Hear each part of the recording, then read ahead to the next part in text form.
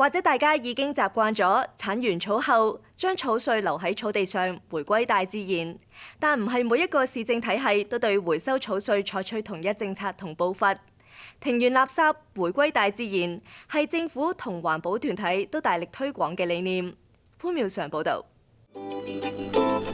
剪草係加拿大唔少屋主夏天都會做嘅活動，視乎天氣，平均每2-3個星期就需要剷一次草。剪出嚟嘅草，大家又會點處理呢？自從1996年開始，多倫多市政府就唔再從 yard waste 庭園垃圾中收集呢啲草碎。之後，大多倫多地區嘅城市都相繼跟隨。最後，皮爾區亦喺2020年加入行列，唔再收集草碎。Region Council approved discontinuation of collecting grass clippings both at the curb and our community recycling centers since January 2020. We were one of the last municipalities in the Greater Toronto area to discontinue grass clippings, and it does represent a potential cost saving where we could use that money as the region towards other critical programs and services that we provide to our residents. 收集返嚟嘅庭園垃圾通常都會按比例混埋落有機垃圾入面，做出堆肥。We need to dry the organics out, so there's a bit of a mixture. We use some of the yard waste to mix with the organics because you have to have a certain mixture. It couldn't be all collected together because then you wouldn't have the right mixture. 庭園垃圾一般包括樹枝、花、葉、雜草、南瓜等等。停止收集草碎，除咗能夠令政府減省開支之外，將草碎留返喺草地，對生態同草地本身更有益。呢種將草碎回歸大自然循環嘅做法，稱為 grass cycling。政府同環保團體都大力推廣。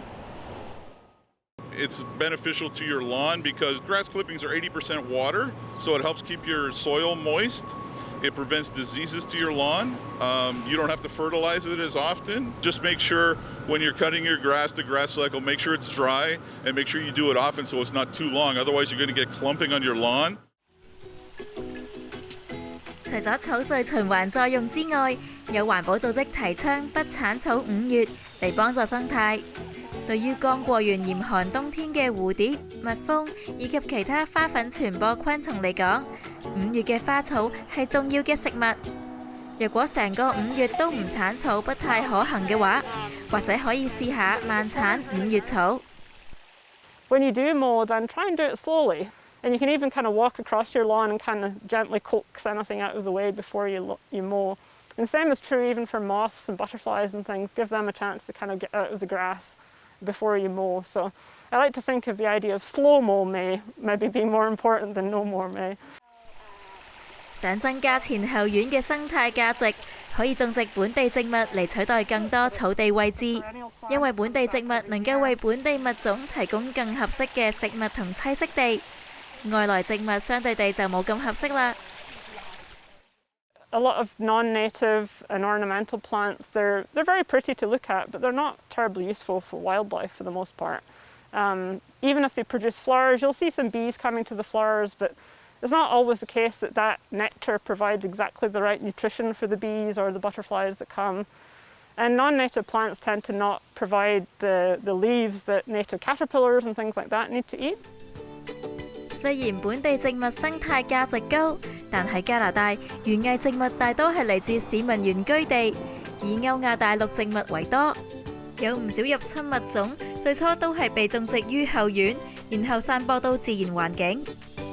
Some examples that we find quite commonly in gardens and in sometimes adjacent natural areas are garden plants like lily of the valley and periwinkle, some of the honeysuckles, European buckthorn. Garlic mustard is another good example. It's an edible forest floor plant that was brought here probably intentionally because it was edible, but it has since spread throughout some of our forests. And that's something that the Nature Conservancy of Canada is busy working on in many of our protected properties throughout Ontario and beyond. 政府同保育團體每年花費人力物力嚟清除呢啲入侵物種，而呢啲入侵物種依然可以喺市面上買得到。保護環境就要靠提高大眾意識。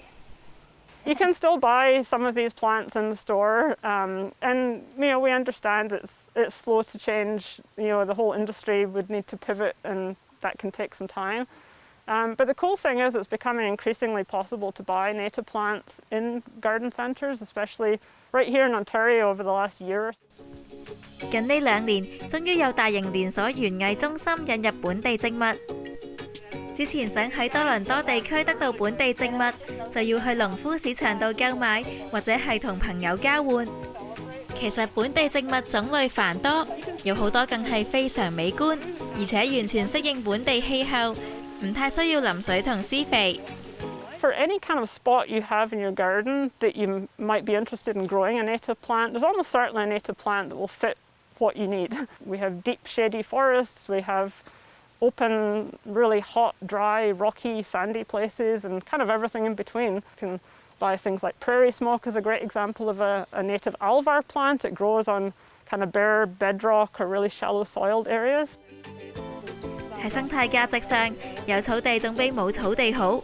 但對於環保人士嚟講，草地既嘥水，又需要時間打理，倒不如將草地換上更多不同嘅本地植物，為生態環境出一分力。好啦，今日節目時間又到，下星期再見。